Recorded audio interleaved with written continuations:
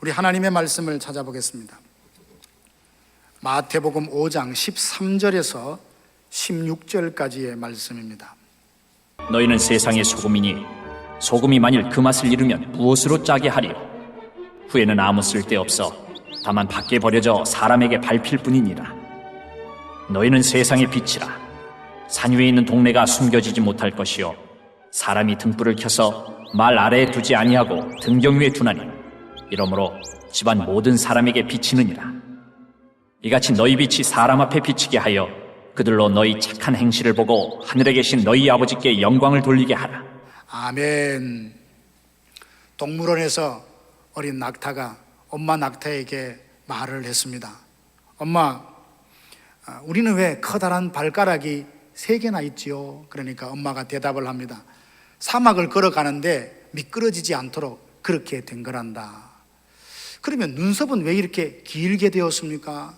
사막을 가다 보면 바람이 부는데 그 바람에 모래가 눈 속으로 들어가지 않도록 그걸 막아주는 역할을 하지.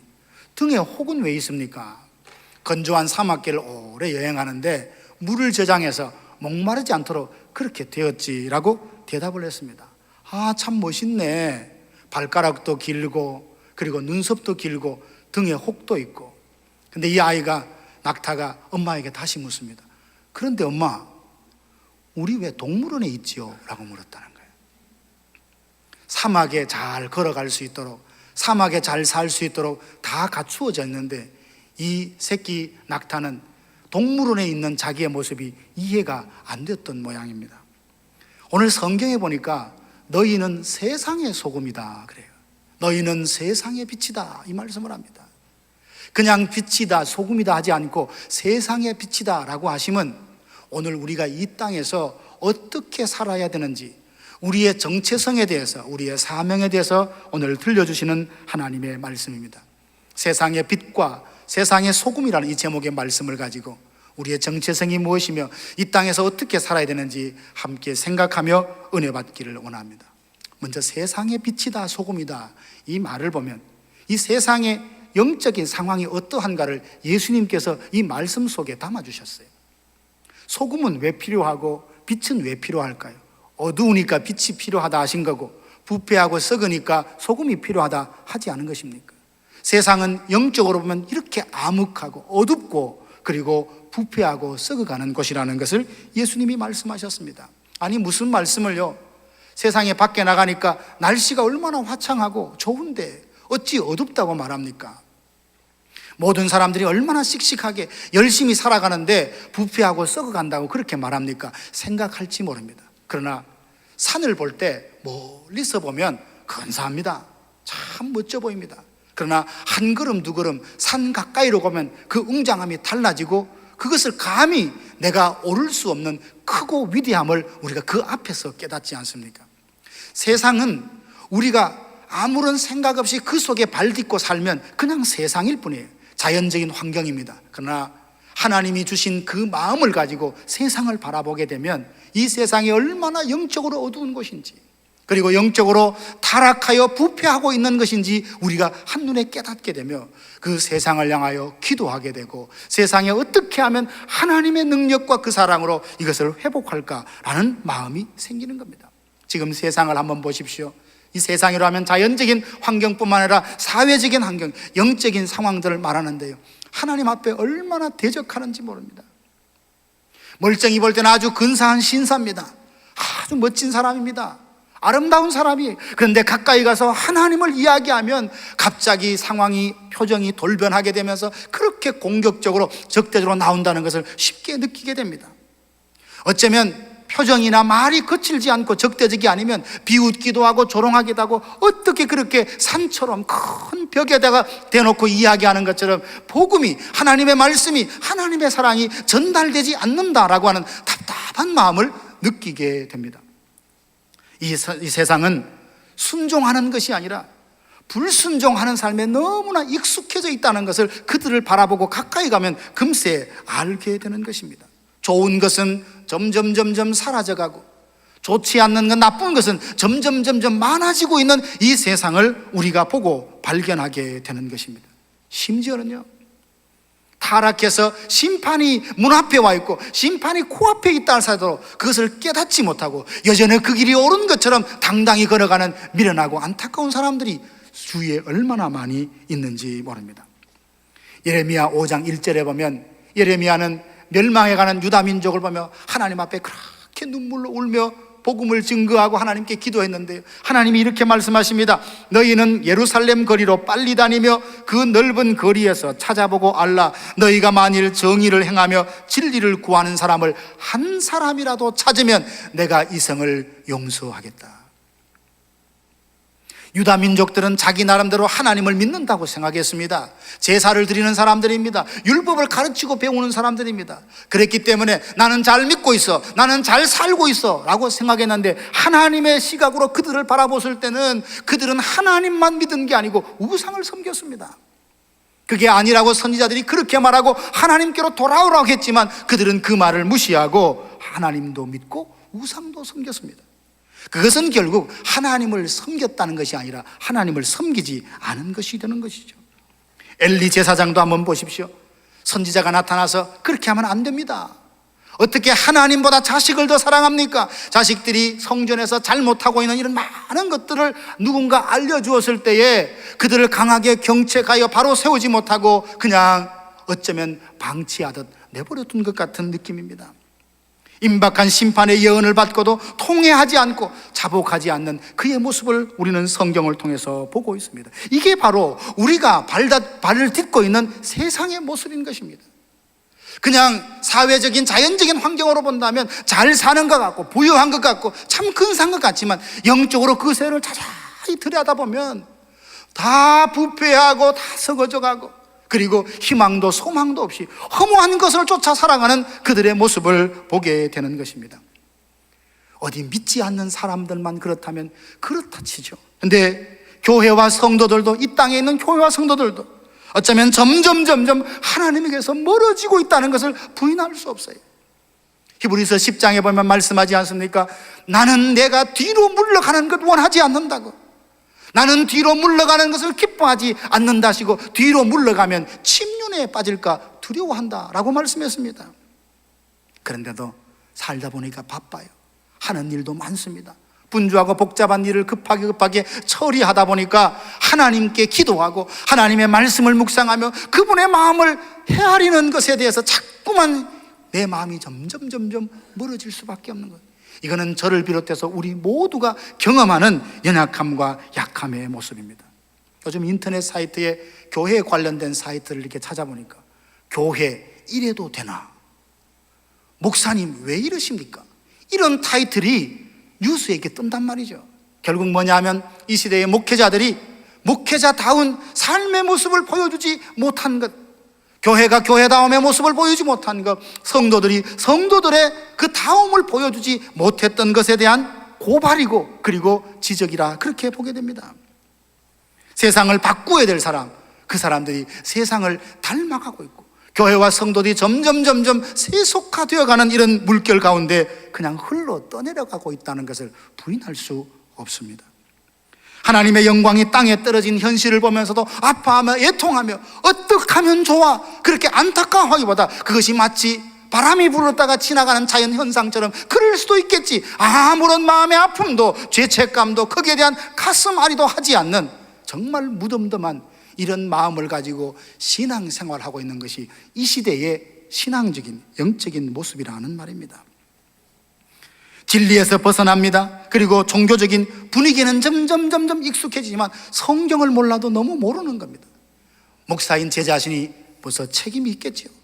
목회자들이 신실하게 말씀을 잘 가르쳐서 모든 교회 성도들에게 말씀이 흥왕하게 해야 될 텐데도 하나님의 말씀에 대한 가르침에 성실하지 못했던 이 지도자들의 잘못이 있습니다.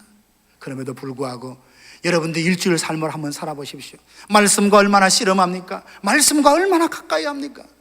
목사기 때문에 그렇게 강조하는 것이 아니라 그것이 나를 살리고 나를 새롭게 하고 나를 하나님의 사람으로 세우는 양식이기 때문에 우리가 그 말씀을 먹어야 되고 봐야 되고 그리고 연구해야 된단 말이죠.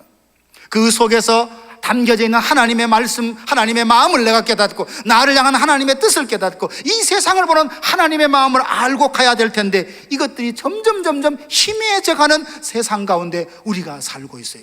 하나님이 볼 때는 너무나 안타까운데 우리는 아무것도 아닌 것처럼, 잘 사는 것처럼, 잘 되어가고 있는 것처럼 생각하고 있지 않느냐는 거예요. 근데 하나님의 은혜를 부어주시면, 성령의 조명 가운데 오면 그 사실을 적나라하게 다 보게 되면서 눈물이 솟기시며 하나님 앞에 그렇게 죄송한 마음이 드는 거예요.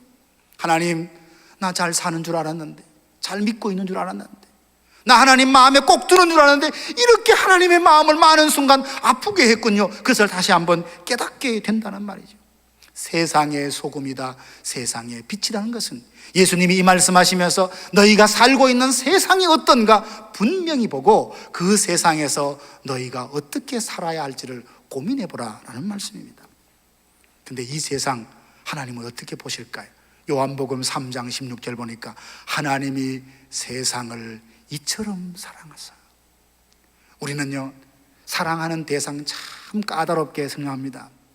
나에게 득이 되나, 나에게 이익이 되나 안 되나, 내가 뭘 주면 그만큼 나에게 갚아줄 수 있나 없나, 많은 조건을 가지고 사랑할 사람은 선택하는데, 하나님은 이 세상에 대해서 본다면 하나님 앞에 영광을 돌리겠습니까? 하나님 마음에 기쁨이 됩니까? 그렇게 은혜를 주고 베풀어서도 반역하는 그들, 거역하는 그들 아닙니까? 그런데도 하나님은 이 세상을 사랑하사 그들을 위하여 독생자를 주셔서 멸망치 아니하고 영생을 얻게 하려는 것이 하나님의 마음이에요. 이 세상에 대한 하나님의 마음이에요. 그리고 저와 여러분들을 성령 하나님의 은혜와 능력 가운데서 그 세상에서 불러내어서 하나님의 자녀 삼아주셨어요. 그리고 우리에게 너는 이제 세상의 소금이야, 세상의 빛이야 말씀하시고 세상으로 보내십니다. 그 속에서 소금으로 살도록, 빛으로 살도록 우리를 세상으로 보내고 계세요.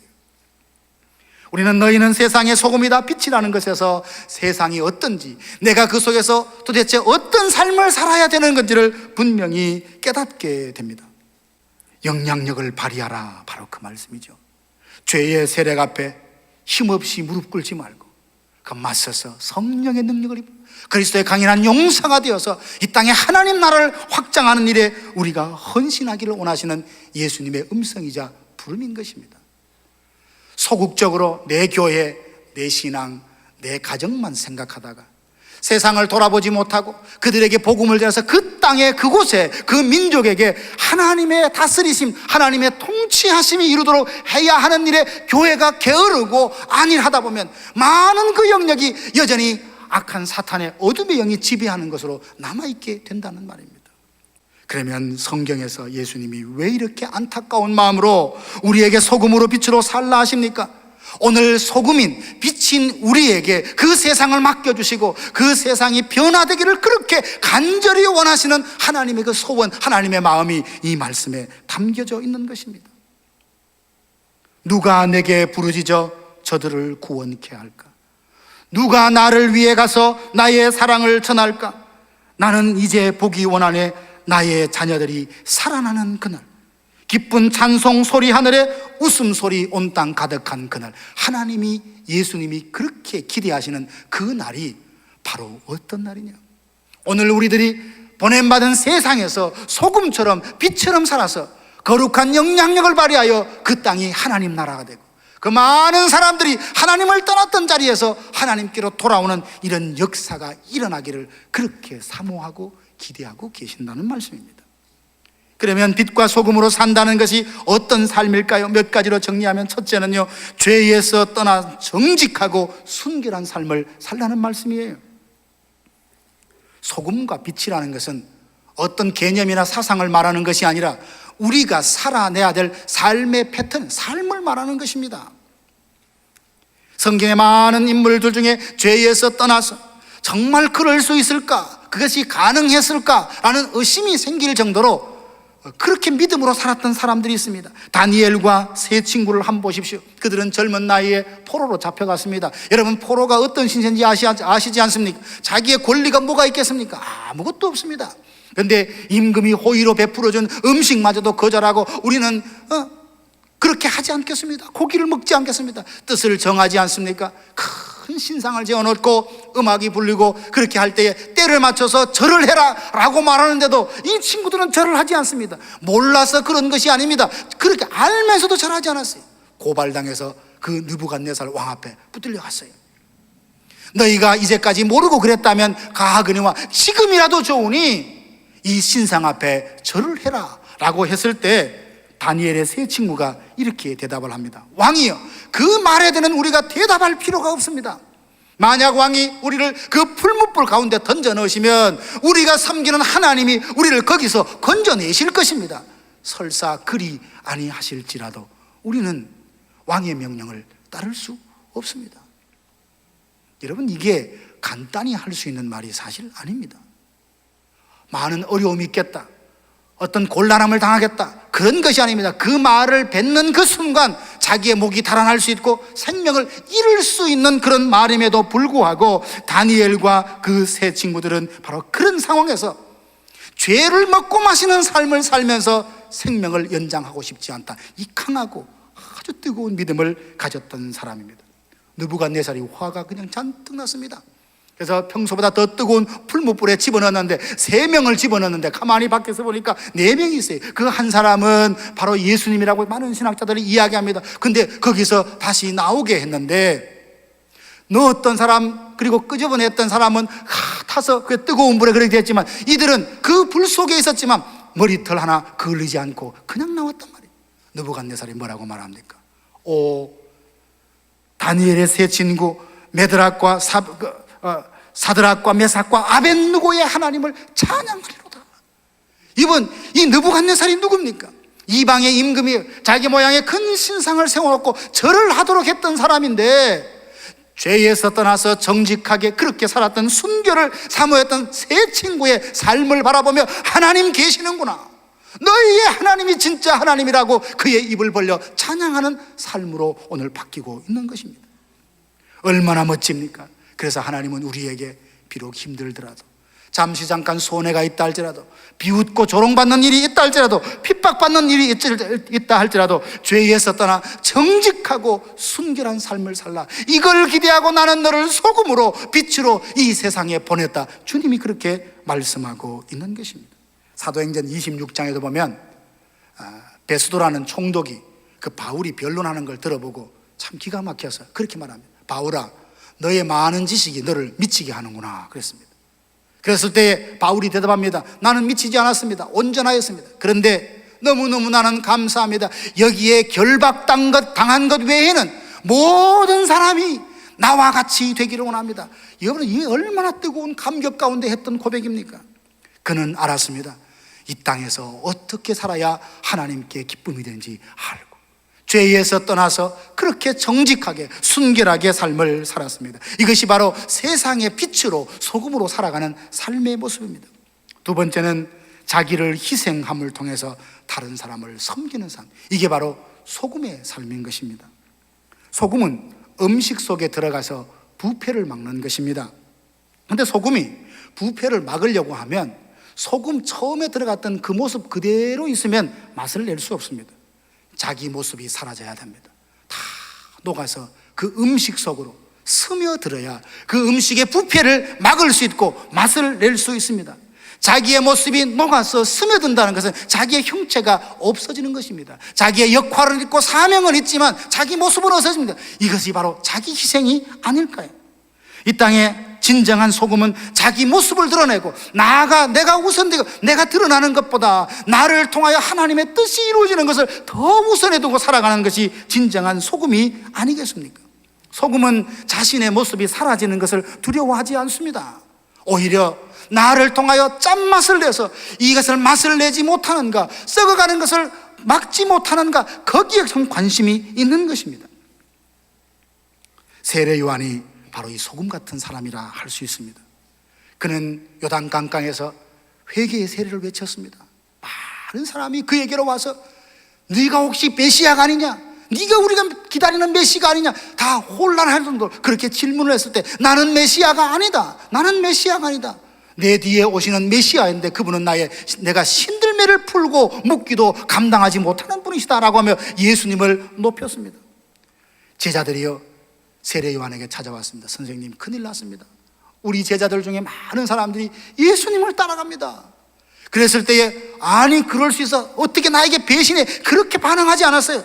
웃으면서 나는 신랑의 친구인데 많은 사람들이 신랑에게로 가는 것을 보니까 나는 너무 기쁘다라고 말하고 주는 흥하여야겠고 나는 쇠하여야 하리라. 이 고백을 예수님이 나중에 들으시고 얼마나 기뻐하셨는지. 여인이 낳은 사람 중에 가장 큰 사람이다. 주님이 그렇게 칭찬해 주셨습니다. 소금으로 사는 것, 세상의 가치관을 보면 참 바보스러워요.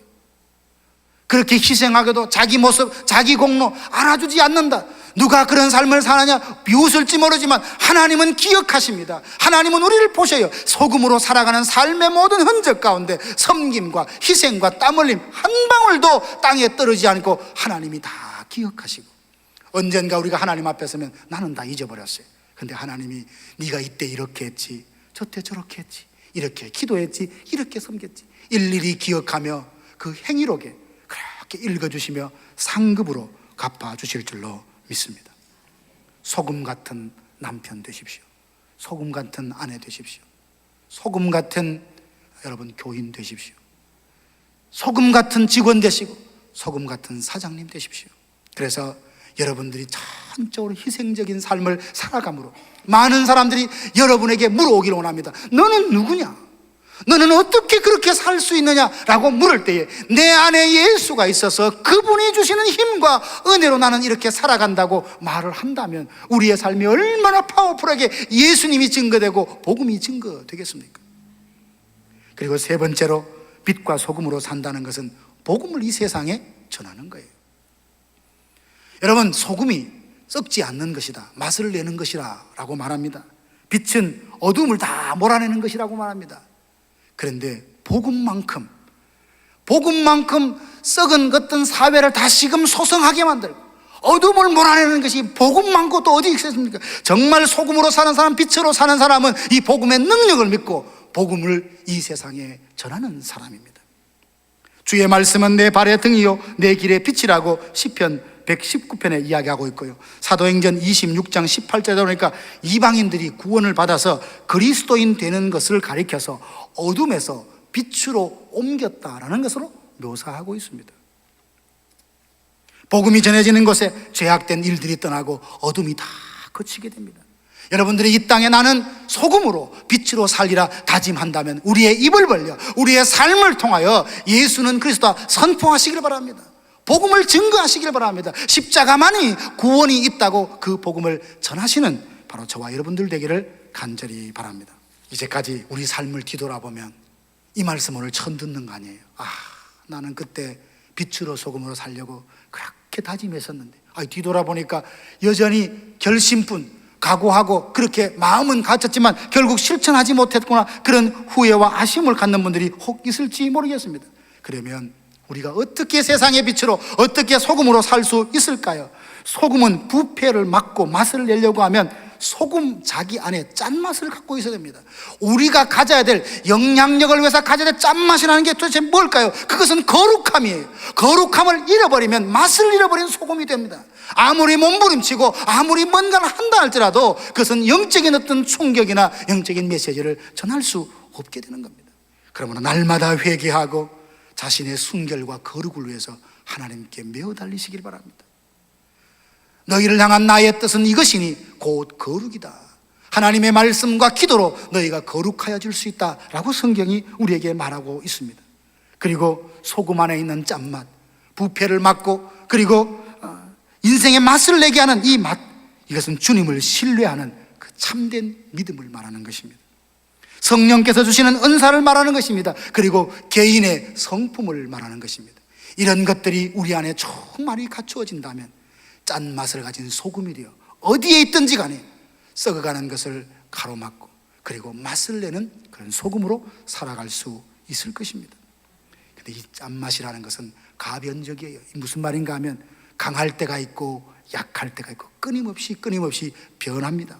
그러므로 내가 갖고 있는 이 맛이 꾸준히 어떤 것도 변화시킬 수 있는 강한 맛이 되도록 언젠가 하나님 앞에 날마다 엎드려 기도하시고 그분의 은혜를 사모하시고 그분의 성령의 충만함을 덧입어서 그 내게 주신 맛이 점점 더 풍성하고 강렬해져서 어떤 것도 변화시킬 수 있는 하나님의 사람, 소금 같은 성도가 되기를 주님의 이름으로 축복합니다. 그리고 우리가 어떻게 세상에 빛처럼 살 수 있습니까? 빛을 내는 것은 두 가지입니다. 스스로 빛을 만들어서 나는 발광체가 있는가 하면 어떤 것으로부터 빛을 받아서 반사하는 반사체가 있습니다. 태양을 빛을 내는 것이라면 다른 그 빛을 받아서 비추는 것 아닙니까? 우리는 태양이 아닌 내 스스로 빛을 만들어내서 하는 것이 아니라 주님으로부터 빛을 받아야만 어두운 세상을 밝힐 수 있는 빛을 비출 수 있는 사람들입니다. 우리가 아무리 탁월하고 아무리 잘 산, 아무리 능력이 있다 할지라도 주님과의 관계가 끊어져 있으면 우리는 그냥 그 모양 그대로입니다. 빛을 발할 수 없습니다. 항상 돌아보십시오. 나는 주님 앞에 플러그인 되어 있는가? 주님께 연결이 되어 있는가? 그분의 사랑에, 그분의 말씀에, 그분의 어떤 것에 내가 연결되어 있는가? 자신의 삶을 돌아보시길 바랍니다.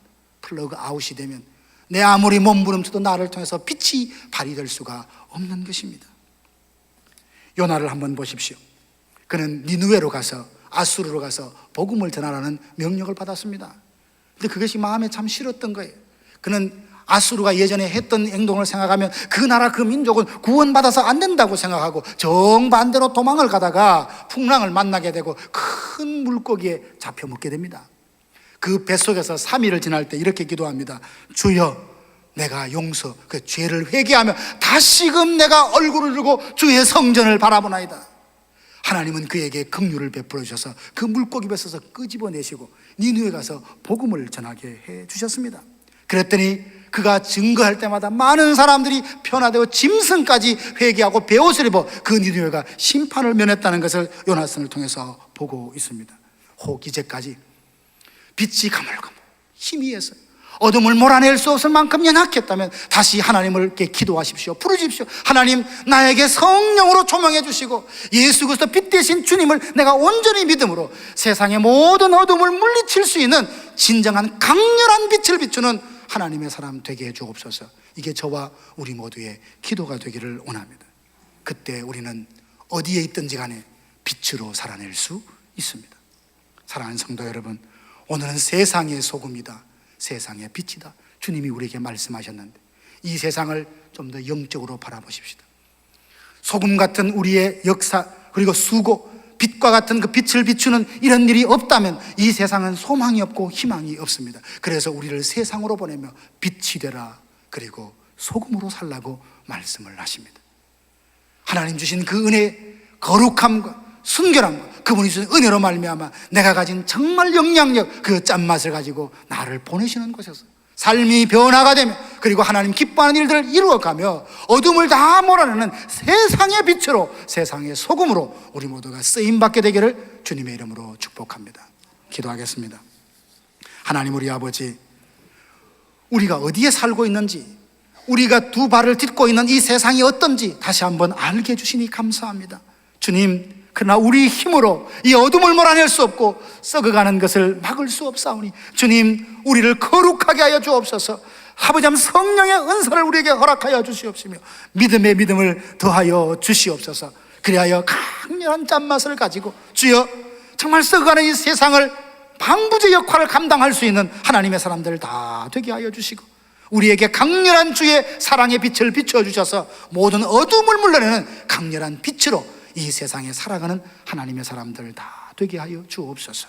예수님의 이름으로 간절히 기도하옵나이다. 아멘.